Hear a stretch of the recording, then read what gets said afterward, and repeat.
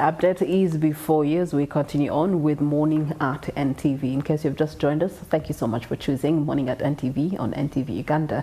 Now we get to look at innovative engineering for industrialization and economic growth.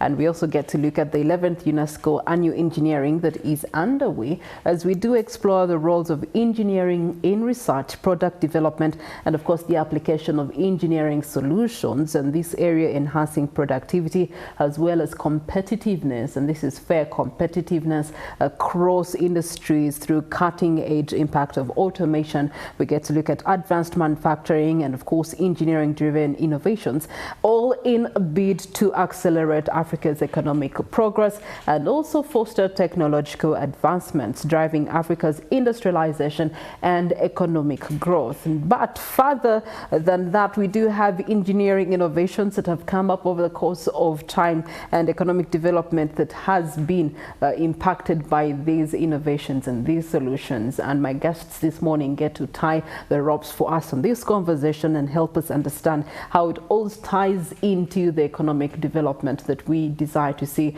not just for Uganda, but Africa as a whole. I am joined by Engineer Merab Birungi, Honorary Secretary with the Uganda Institution of Professional Engineers. Good morning to you, Engineer Merab. Good morning to you. How are you? Fine. I'm glad to be part of the show. My name is Merab Birungi Biaruhanga. I'm currently working with the German Development Corporation as the project manager for the promotion of renewable energy and energy efficiency program. I also serve on the Uganda Institution of Professional Engineers Council 2024 to 2026 as the honorary secretary. So I'm glad to be part of this conversation to talk about the Africa Engineering Week and conference where we expect different stakeholders to be part. So all the best to you viewers. Thank you. And from the technical aspect, the Superintendent for Industrial Value Chains Development, and that is Cosmas Muichirize. Most welcome to you. Thank you so much. Good morning, viewers. I'm glad to be here. I work for the Science, Technology and Innovation Secretariat, Office of the President. We are charged with ensuring that science, technology and innovation works for the nation. In the tenfold growth strategy, which is supposed to lead us to an economy of 500 billion by 2040, science, technology and innovation has been identified as a key pillar. And interestingly, science, technology, and innovation cannot function without engineering. So that is why we have come out to partner with the UIPE in organizing this in organizing the Africa Engineering Week and the African Engineering Conference. Yeah. Engineer Merab, let's start with the 11th UNESCO event coming up. It's being organized by the institution, and we want to understand what is the backbone of this event and the Engineering Week, and what have been the realizations over the course of time that it's been happening? Yeah, thank you so much for that interesting question. So the Africa Engineering Week is a prestigious event that was enacted by the UNESCO and is annually co-organized with the Federation of Africa Engineering Organization as part of the mechanism to promote engineering across sectors within Africa. It's aligned with the Africa Agenda 2063 that highlights more sustainable development through modern agriculture, innovations, and industrialization. So the significance of this event is able to highlight some of the solutions in engineering that are tackling the key problems within the sector. So this event also, over the years, it has helped to bring together policymakers, politicians, industry leaders, CEO, academia, researchers, together in spaces to be able to come and exchange knowledge, ideas on how to progress forward in engineering. And core to this theme, as you'll hear from Dr. Cosmas, is on innovations. So this is key to us as engineers to be able to progress. In addition, we'll be inspiring the young the youth who are aspiring to take careers into engineering. So that is one of our key areas. And also looking at how to recognize the outstanding achievements within the engineering sector. So all these come together to reach fruitful deliberations for our sector's engineers. Okay. Yeah, Let's talk about the outstanding achievements that you have mentioned have been realized over the course of this week and the conference. Yeah, so some of the outstanding achievements, we've had several. We have had graduate training programs for young engineers where we have them placed in different institutions to gain practical skills. We have had more women registered within the institution. We've also had, we guide as UIPE, we guide on ideas of the policy nature on engineering. So we've been able to progress on the Engineers Professionals Bill that also tackles some of the regulations as engineers as we work in the field. So over the time, these are some of the achievements that we have reached. Okay. Mr. Muchirize, on the technical side, I know that there's key continuous challenges that continue hindering the development of science and technology, especially on the engineering side. Which one are some of those that hopefully should be addressed within this engineering week and the conference? Right, that's a very important question, and I think I'll summarize the key challenges as 3 Bs. We have the brains, we have the backbone, the infrastructure, and we have bankability of our innovations. And I'll quickly dive into each of these. So, human resource, human capital is paramount. Engineering human capital is paramount. We have quite a bit of basic human capital, as you know, because we have over time run universal secondary and primary education. We also have basic science capital. But we lack people who can develop and industrialize and commercialize innovations, and those we call industrial scientists. So the key lies in rapidly converting as many people as possible to ensure that we have that industry human capital that will take us to the next level. On the backbone, we'll talk about innovation infrastructure. Now again, we have some, and again, a lot of progress has been made over the past 3-4 years, because since 2021 there's been renewed emphasis on science, technology and innovation and engineering as the tool for our transformation. So you're looking at facilities like science, technology and innovation parks.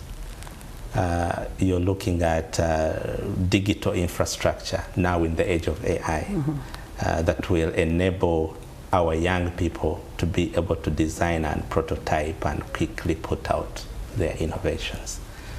And then lastly, we have a challenge of capital, patient capital for our young innovators. Most times people have good ideas, but they never get a hand to help them scale them. Now government has also come in, especially in our ecosystem where we don't have a lot of venture capital. Government has come in to de-risk those young innovators to ensure that we make them more bankable, and so private capital now becomes more attractive to them. So these are the key things that we hope that this conference is going to focus on to ensure that together the continent we chart a clear path forward, especially from the government side. We're looking at policy.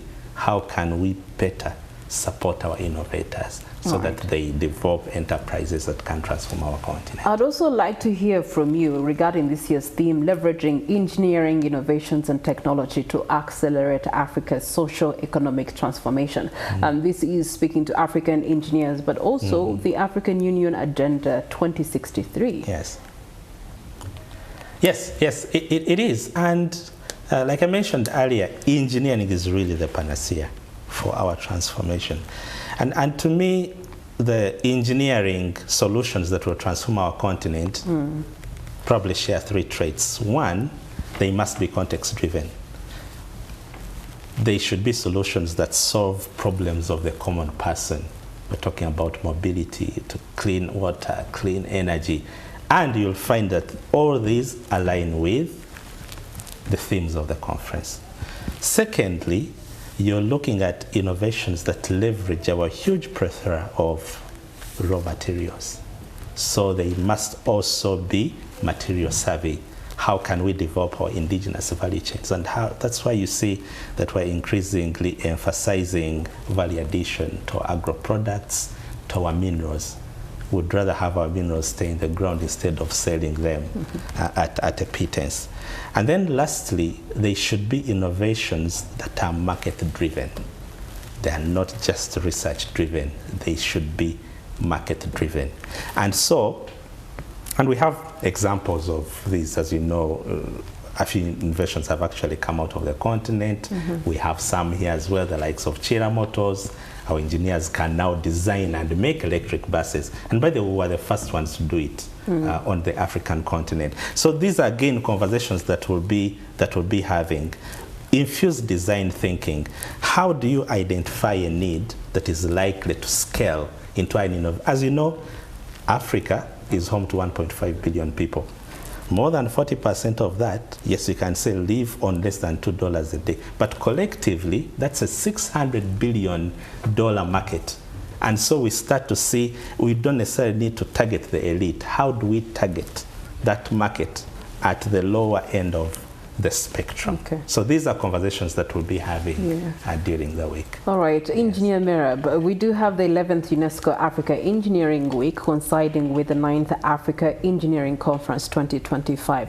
We want to understand more details. Of course, these are African engineers, meaning that all over Africa they're going together in a certain country at a particular point A for this period of time, and these are the particular conversations that are going to be in the different rooms that you have prepared. Talk to us about, give us more details about that. Okay, thank you so much for that question. As already earlier mentioned, this Africa Engineering Week is annually organized, and this year, as Uganda, we are happy to host this conference. The Uganda Institution of Professional Engineers will be hosting this conference at the Speak Resort Munyonyo from the 14th to the 20th of September 2025, and we'll have a series of events starting with a sports gala where we'll welcome all the participants to join participate in the sports. And you know, as we're moving into the mental space, mental health is really important for us to be able to move forward and have all those brilliant ideas come out. Then we'll go for the next day where we have the women's session, Women in Engineering session, where we'll bring together both the seasoned engineers and the upcoming engineers to come and share challenges, share some of the insights amongst themselves. Then we'll have also key level sessions, high level papers being presented. We'll have a day opening ceremony on the Wednesday where we'll have our chief guest as His Excellency the President to take us through and open this event, since it is Africa and he is one of the big leaders within the continent. Then we also have the Innovations Forum that he has talked about, where we are recognizing some of those outstanding innovations within the continent that have come out, and we also have a gala to conclude on that, so that there is a networking and exchange of events. We also have the CEOs Forum, where we have these industry leaders sharing on the strategies, on some of the policies that they're using to tackle some of the issues within their organization, and also how to encourage the engineers to be part of such discussions. Then we also have the tours and events for the guests who are coming in, because it's all countries within Africa that are part of the Federation of Africa Engineering Organization, and also in Uganda. So we're inviting people, the policymakers, engineering professionals, academia, researchers, as said. So all these people, we're calling them to be part of this series of events. It's going to be really heavily packed, a lot of exchange and ideas. So calling people to come and be part of this conference. All right, talk to us about registration. Are there any fees included? I know that over those 3 days there must be residency to those that want to have residence, especially local engineers. Yes. Yes, so there are different packages. We have, for those who want to sponsor with us for the event, we have a series of packages for them to partner with us. So we'll have the registration up to 1 million, where someone can register and be part of all the different days. Then those are for the local and also for the people coming in internationally. So there were also early bird, that one already passed in August, those who registered quite early for this session. And then we have, we have a lot of information on our website, africaengineeringweek.org. So looking forward to different people to come and partner with us in this organization. Okay, Cosmos, what does your partnership mean for this particular engineering week being hosted in Uganda specifically?